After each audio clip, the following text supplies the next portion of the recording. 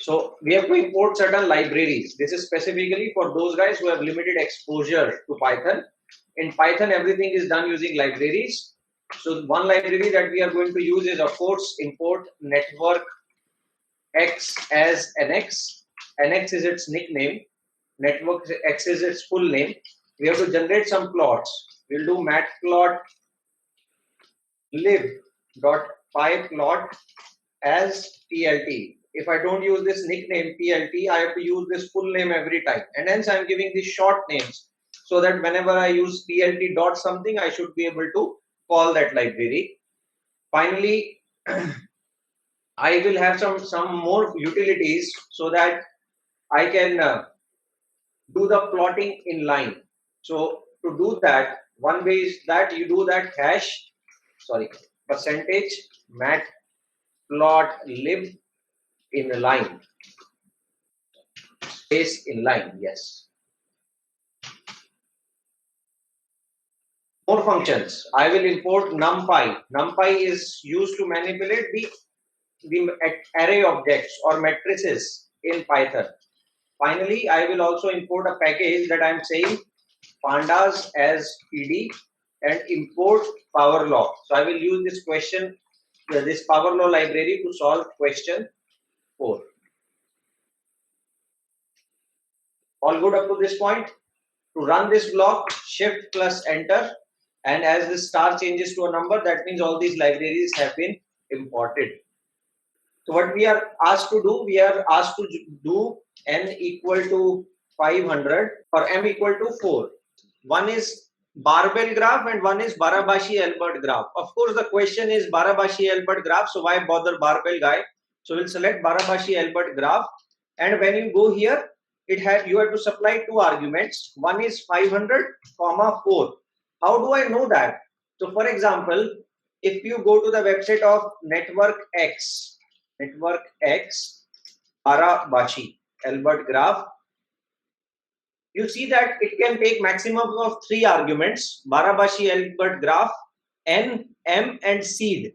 So seed is something that controls the randomization. For example, you know that there is some probability or stochasticity associated with generation of Barabashi-Albert graphs. So m, this seed makes sure that if I fix this to 23, let us say, that means all of our graphs are going to look similar because we have fixed the randomization process, and this is typically used when you have to ensure the reproducibility of your results.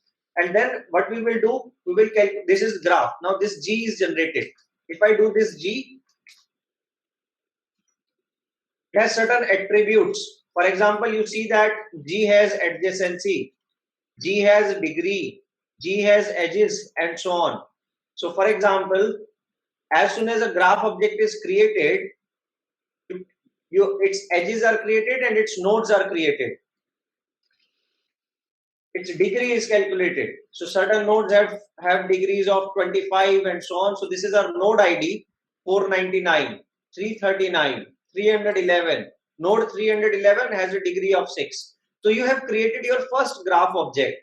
You see that all the adjacency summations and everything you are doing, Network X is pretty fast in doing all those basic calculations on the graph. So your G is a network graph. So it's a Network X object. So whatever property a graph is supposed to follow, this G is going to follow it. Now let me tell you how to calculate, let us say, the centralities. So for example, let us say that we are interested in degree centrality. What we will do is nx dot degree. So when I type, I don't have to remember too many commands. All I know is that, okay, I want to calculate this degree centrality of what? Of graph G. And as soon as I do that, this degree centrality is calculated. Let us see that how this object looks like. This is a dictionary. Again, GitHub module 2 and 3 talks about dictionaries if you are not familiar. It says that if the object key is 0, its degree centrality is 0.05 and so on. So for all 500 values, it has calculated some degree centrality. Now when degree centrality is calculated, what I can do is that I can take these degree centralities in form of a list, because I know there are 500 nodes, and what I can do is I will say that if I do let us say values, value degc. This is my variable. I want a list because in question I have said that you have to plot a BA network with nodes colored and sized according to their degrees.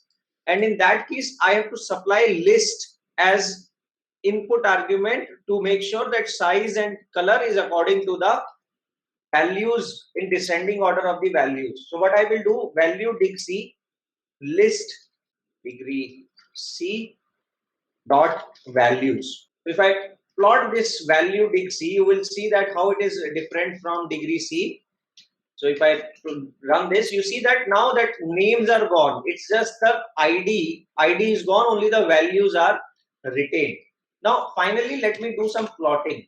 To do that plotting, what I will do, I will do that nx dot draw network x. What is the object that I want to draw? G. I don't want any labels. So I will say that with labels equal to false. And next, what I will do is I will set some transparency. Alpha controls that transparency and we will play with those parameters.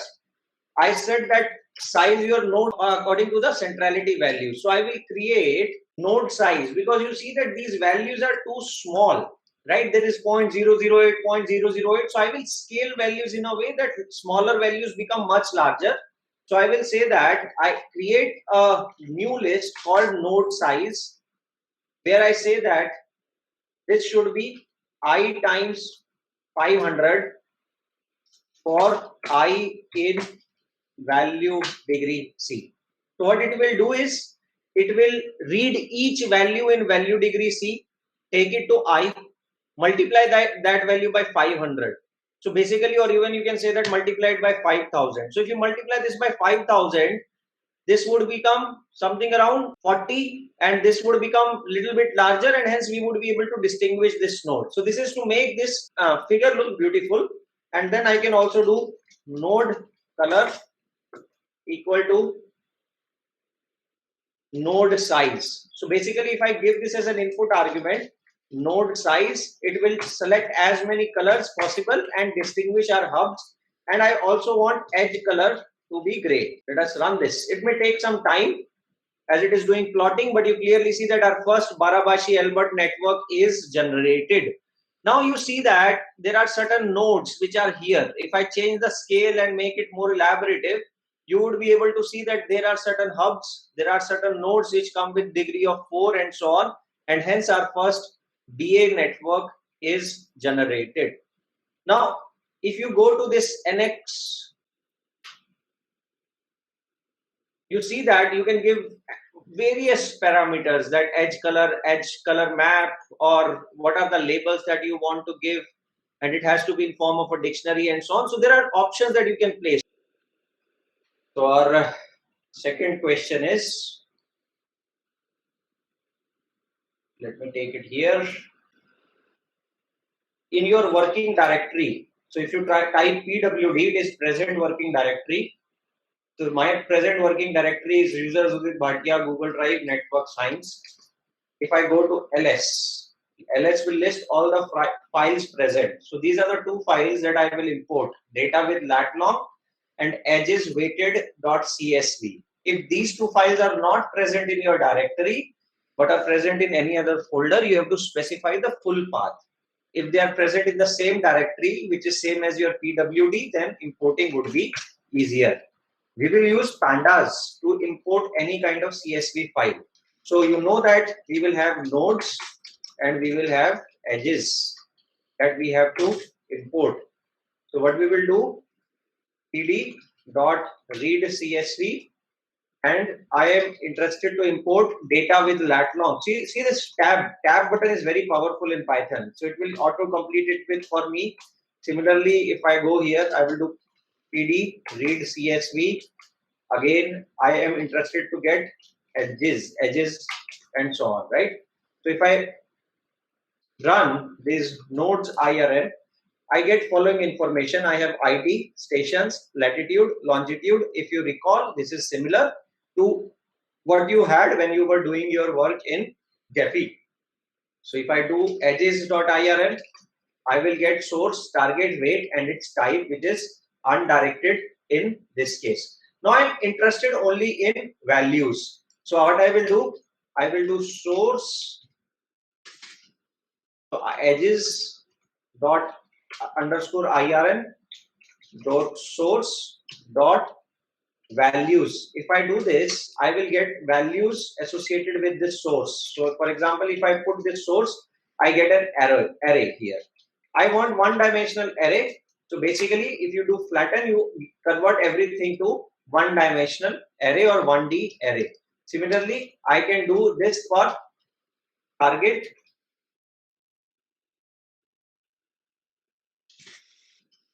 edges IRN dot target dot values dot flatten. As soon as I do that, I also get target done. So basically now I have my source and target, which are essentially of same length. Similarly, I have to get the weights. I will do the same thing with replace target with weights.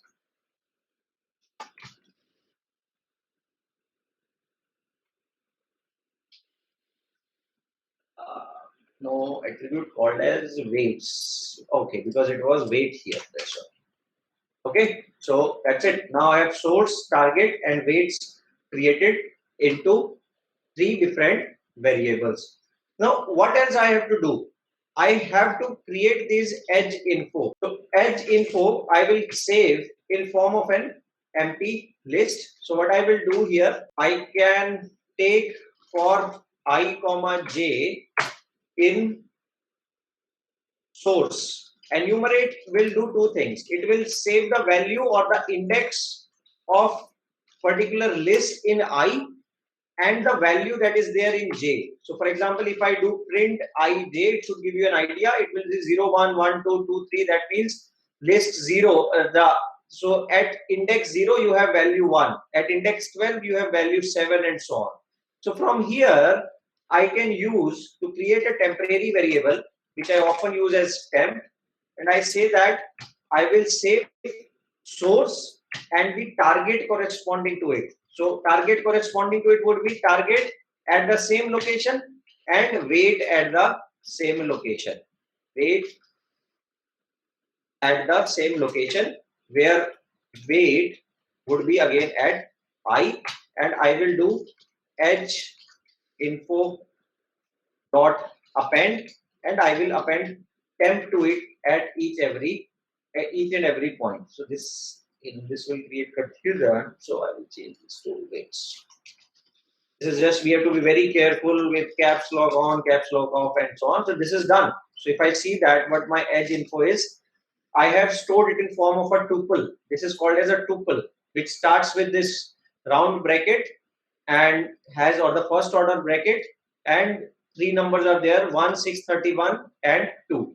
Now, unlike list, tuples are immutable. That is, you cannot change values within the tuple, and that is the difference between list and tuple. So for example, if you go for any data science company interview, they typically ask you this question: have you worked in Python, and what's the difference between tuple and so on? And here another important point that I want to make is that we are using object oriented programming.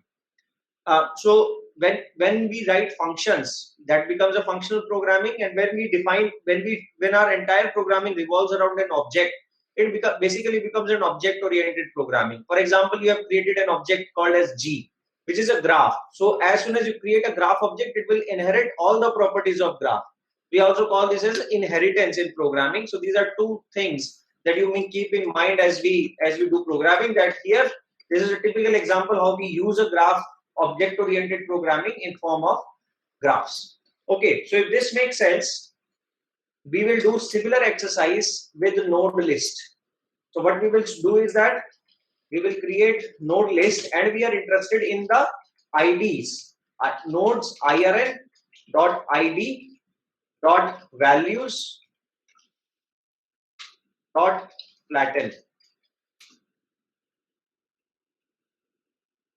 So here is my node list 1, 2, 3 and so on. So basically now I have nodes ready and my edge info ready. Another information I need is that I want latitude and longitude to be out and save them in form of tuple.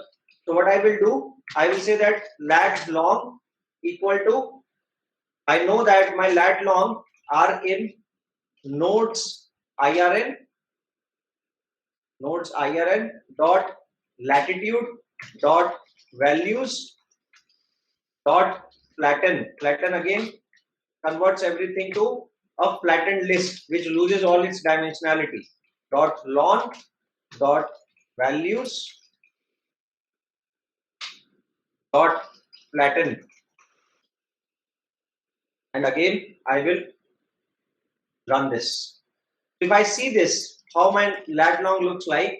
So far they are, of course, these are two separate arrays, but I want to zip them. Zipping would mean that for first value of lat, I want first value of long, and as the name suggests, I want to zip them together, right? If you remember that when you zip two things together, you have two parallel strands, and when you zip it together using a zip lock, they all get together. So what we will do, we'll say that zip latitude and longitude together, so that first and second value of lat long, they zip together. So we will use this zip position and lat long.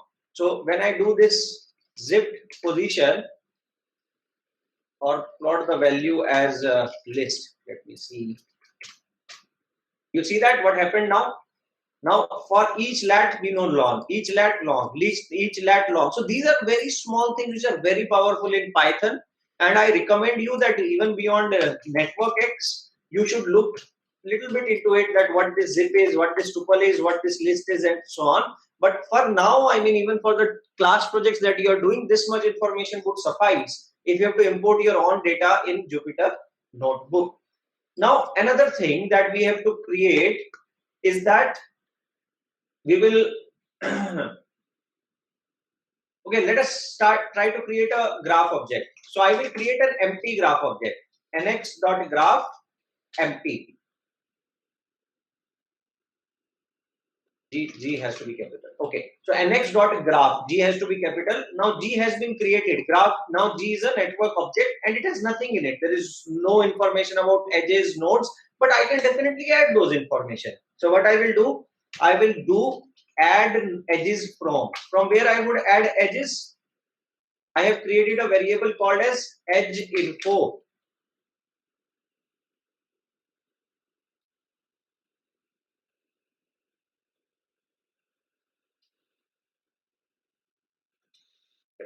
Yes, because I also have an attribute of weight, so I have to use add weighted edges from.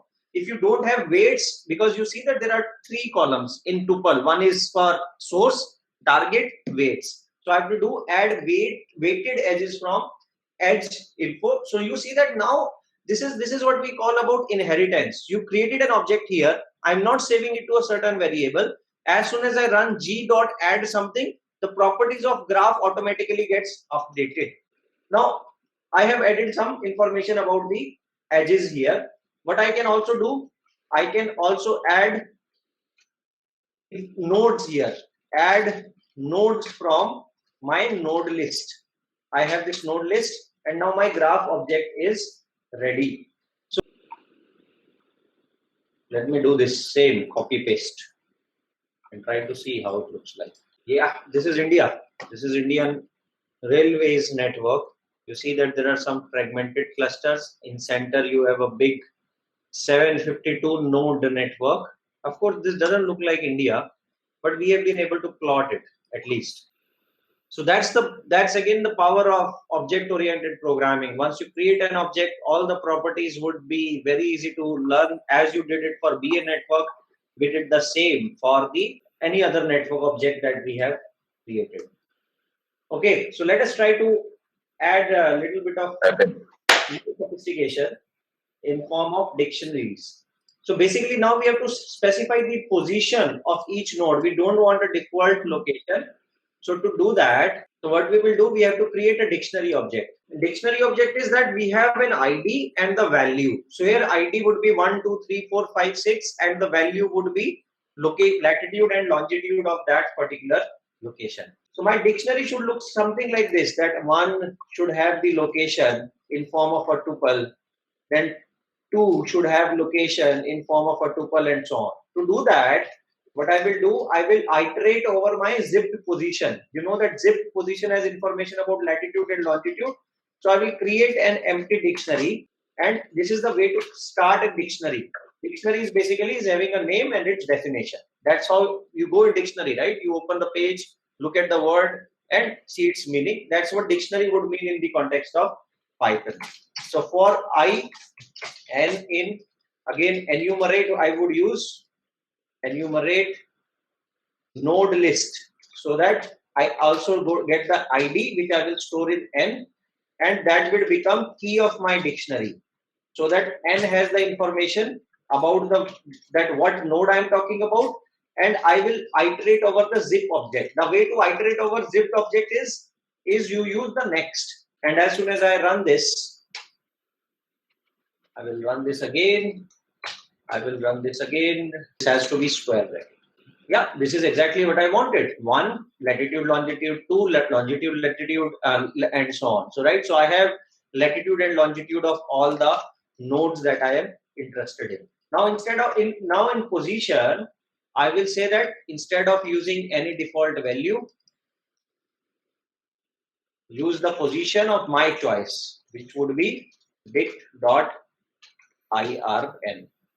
Here you go. Here is right India, right? Here I have, now I can color the nodes. Right now I have colored the nodes according to node size, but let me make it more sophisticated. Let me use the betweenness centrality to calculate node size. So this is, instead of eigenvector, let me use betweenness centrality, right? So basically I will create a graph object, and I will use, I have to, once you iterate. So the thing is, once you iterate over a zipped object, you cannot iterate it over again, and hence I have to rerun the entire block of code.